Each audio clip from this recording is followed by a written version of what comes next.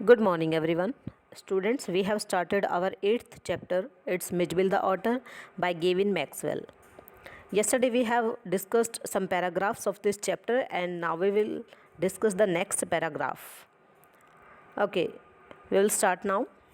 They handed me a note from my friend. अब यहाँ पर हम बात कर रहे थे कि किस तरह से 5 डेज़ के बाद ऑथर की मेल उसको पहुँचती है, उसके पास आती है। उसको रीड करने के लिए जब वो अपने बेडरूम में जाते हैं तो वहाँ पर उनको 2 अरब्स मिलते हैं जिनके पास एक सैक होता है जो कि बार बार में हिल रहा होता है। तो उन दोनों अरब्स ने क्या किया, दे हैंडेड मी अ नोट। उन्होंने मेरे फ्रेंड का दिया हुआ एक नोट मुझे दिया एंड उसमें क्या लिखा हुआ था, हेयर इज़ योर ऑटर। और ये मेरे लिए काफ़ी ज़्यादा सरप्राइजिंग था कि उस लेटर में लिखा हुआ था कि ये रहा तुम्हारा ऑटर। मीन्स जो ऑथर के फ्रेंड हैं उन्होंने उसको वो ऑटर भेज दिया है। And with the opening of that sack begin a phase means period of my life. इस सैक को, इस गनी बैग को जैसे ही मैंने ओपन किया उसके बाद मेरी लाइफ का एक ऐसा चरण या ऐसा पीरियड स्टार्ट हो गया that has not yet ended, जो अब तक भी ख़त्म नहीं हुआ है। And may for all I know note and before I do, और ये ख़त्म भी नहीं होगा जब तक मैं नहीं चाहता हूँ। It is in fact a थेराल्डम टू ऑटर्स, और ये और कुछ नहीं बल्कि ये ऑटर्स के प्रति मेरी दास्ता कह लो या मेरा बहुत ज़्यादा लगाव कह लो। एन ऑटर फिक्सेशन, या फिर किसी ऑटर के प्रति मेरा एक लगाव बोल दो या फिक्सेशन बोल दो या मेरा बहुत ज़्यादा जुड़ाव बोल दो, that I have since found to be shared by most other people who have ever owned one। और इस लगाव को या इस फिक्सेशन को मैं उन लोगों के साथ भी शेयर करना चाहता हूँ जिनके पास पहले कभी ये ऑटर था या उन्होंने कभी ऑटर को एज अ पेट अपने पास रखा था। The creature that emerge means बाहर निकला या प्रकट होना या अपीयर होना from this sack onto the spacious tiled floor of the consulate bedroom resembled most of all a very small medievally conceived dragon। अब यहाँ पर जैसे ही सैक को ओपन किया जाता है तो उसमें से एक ऐसा क्रिएचर, एक ऐसा जीव बाहर निकलता है, प्रकट होता है, जो कि मुझे उस कॉन्सुलेट जनरल के बेडरूम के टाइल्ड फ्लोर के ऊपर दिखाई दिया। और ये जो क्रिएचर बाहर निकला resembled most of all a very small medievally conceived dragon, और ये कुछ रिजेंबल कर रहा था, समान दिखाई दे रहा था। किसके समान दिखाई दे रहा था? ये एक मिडल एजेस के किसी ड्रैगन की तरह दिखाई दे रहा था। From the head to the tip of tail he was coated with symmetrical pointed scales of mud armour. और ये जो क्रिएचर था जो कि उस सैक से, उस गनी बैग से बाहर निकला, ये पूरी तरह से एक वेल प्रोपोर्शनल तरीके से, एक सिमेट्रिकल तरीके से क्या था, बिल्कुल मड से ढका हुआ था। और जहाँ जहाँ पर ये ज़्यादा मिट्टी से ढका हुआ था वहाँ पर कुछ ऐसे पॉइंटेड स्केल्स दिखाई दे रहे थे, जैसे कि इसकी बॉडी के ऊपर कुछ पफ हो गया है, तो एक ड्रैगन की तरह ही दिखाई दे रहा था। And between whose tips was visible a soft velvet fur like that of a chocolate brown mole। और इसके बाद जो उसकी पूरी बॉडी जो है मड से कवर हो रखी थी, उसमें से कहीं कहीं से जो उसकी बॉडी का फ़र था वो विजिबल हो रहा था। और वो एक जो फ़र दिखाई दे रहा था वो ऐसे दिखाई दे रहा था जैसे कि कोई छोटा सा चॉकलेट कलर का एक मोल या छछूंदर टाइप का कोई एनिमल है, वो उससे रिजेंबल कर रहा हो।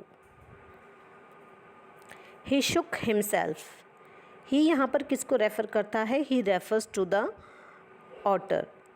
ऑटर ने अपने आप को शुक किया, हिलाया। And I half expected a cloud of dust, और मैंने सोचा कि जैसे ही उसने अपनी पूरी बॉडी को शुक किया है तो वो क्या होगा, वो कम्प्लीटली क्या करेगा अपनी बॉडी का जो उसका मड था या कीचड़ था या जो डस्ट उसकी बॉडी के ऊपर लगी हुई थी, जिससे उसकी बॉडी पूरी तरह से कवर थी, वो शायद एकदम से क्या होगी, उसकी बॉडी से दूर हो जाएगी और चारों तरफ एक डस्ट का जो क्लाउड है वो क्रिएट हो जाएगा। but in fact it was not for another month that I managed to remove the last of the mud and see the otter. लेकिन उसकी बॉडी के ऊपर जो मड लगा हुआ था उसको रिमूव करने में और पूरी तरह से ऑटर को देखने में कम से कम मुझे 1 महीना लग गया. And it were in his true colours. और 1 महीने के बाद ही जो ऑटर है वो अपने ट्रू कलर्स में या अपने रियल फॉर्म में मेरे सामने आ पाया. Mijbil as I called the otter, इस ऑटर को मैंने मिजबिल कह के बुलाया. Was in fact of a race previously unknown to science. ये जो थी ये जो वीज़ल होते हैं उस स्पीसीज़ की एक ऐसी रेस थी, एक ऐसी नस्ल थी जो कि आज तक साइंस के लिए अननोन थी, साइंस विज्ञान के लिए अननोन बनी हुई थी. And was at length christened by zoologist Lutrogale perspicillata maxwelli और मैक्सवेल्स ऑटर. लेकिन इसे जूलॉजिस्ट के द्वारा क्रिश्चन्ड किया गया, इसका नामकरण किया गया और जूलॉजिस्ट ने ऑटर को क्या नाम दिया? इट्स ल्यूट्रोगेला परस्पिसिलाटा मैक्सवेली और it can be called Maxwell's otter. For the first 24 hours Mijbil was neither hostile nor friendly. अब यहाँ पर जो ऑटर है उसने क्या किया, उसने अपना बिहेवियर शो ऑफ किया कि वो स्टार्टिंग के आवर्स में कैसा बना रहा. For the first 24 hours Mijbil was neither hostile nor friendly. Starting के जो 24 आवर्स थे उस टाइम पे जो मिजबिल था ना ही वो ज़्यादा हॉस्टाइल यानी कि बहुत ज़्यादा अनफ्रेंडली बना रहा और ना ही उसने ज़्यादा फ्रेंडली बनने की कोशिश की. इट वॉज सिंपली अलॉफ, वो काफ़ी अकेला था, डिस्टेंस मेंटेन कर रहा था एंड इनडिफरेंट और बिल्कुल अलग थलग था. Choosing to keep on the floor as far from my bed as possible. और वो मेरे बेड का जो फ्लोर था साइड में उसके ऊपर ही मोस्टली लेटा रहा था. Then second night Mijbil came onto my bed in the small hours and remained asleep in the crook of my knees until the servant brought tea in the morning. अगले दिन क्या हुआ, सेकेंड नाइट को Mijbil मेरे bed के पास आया और उसके बाद कुछ घंटों तक वहाँ पर रहा.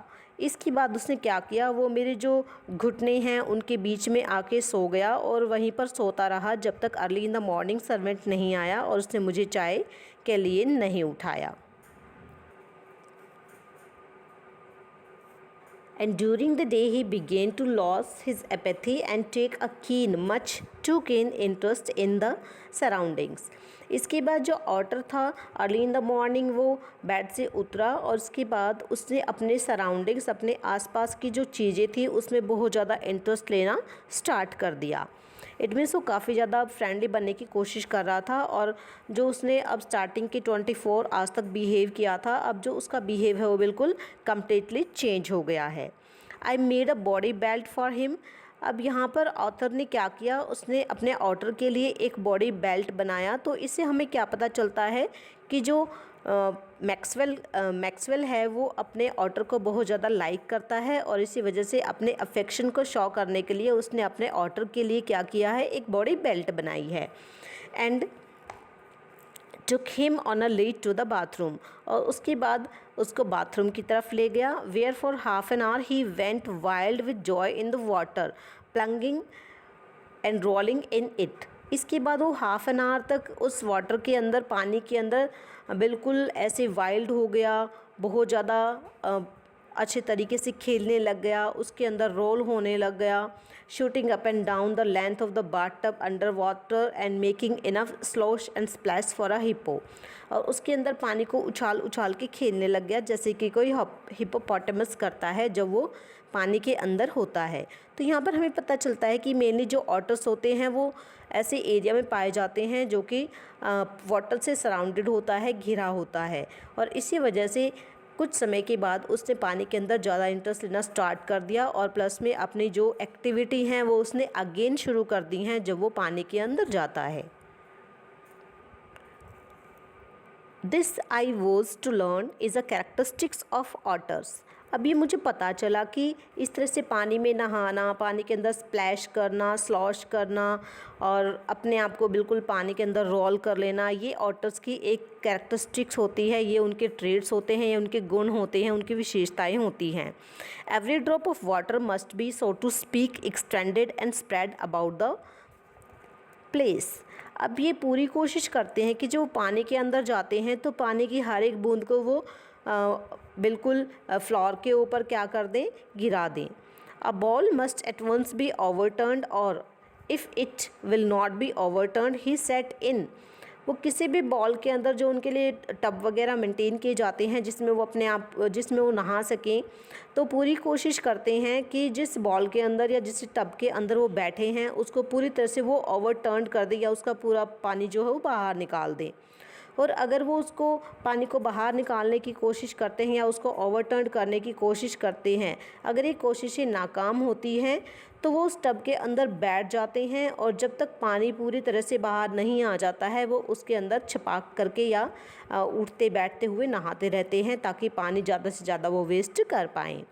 तो इसी वजह से यहाँ पर जो पॉइंट है, यहाँ पर जो ऑथर है वो कहते हैं, so to speak, extended and spread about the place, a ball must at once be overturn. तो उनके लिए क्या है, मेन उनका ये होना चाहिए कि जब भी वो किसी बाथटब के अंदर बैठेंगे या किसी पर्टिकुलर बॉल के अंदर बैठेंगे वो पूरी तरह से ओवरटर्न उनके द्वारा किया जाना चाहिए। और if it will not B overturn, और अगर ये टब पूरी तरह से ओवरटर्न नहीं होता है, खाली नहीं होता है या उसको पलट नहीं पाते हैं, तो be set in and splashed in until it overflows. और वो उसके अंदर बैठ जाते हैं जब तक वो पूरी तरह से पानी ऊपर ना आ जाए। Water must be kept on move and made to do things. अब जब भी वो नहाते हैं तो वो पानी जो है कॉन्टीन्यूस चलना चाहिए, जो टैप है वो बिल्कुल ऑन होनी चाहिए, वो बंद नहीं होनी चाहिए। And when static it is wasted and provoking. और अगर एकदम से पानी रुक जाता है तो ये उनको प्रोवोक कर देने के लिए काफ़ी होता है, उनको काफ़ी ज़्यादा एंग्री कर देने के लिए काफ़ी होता है।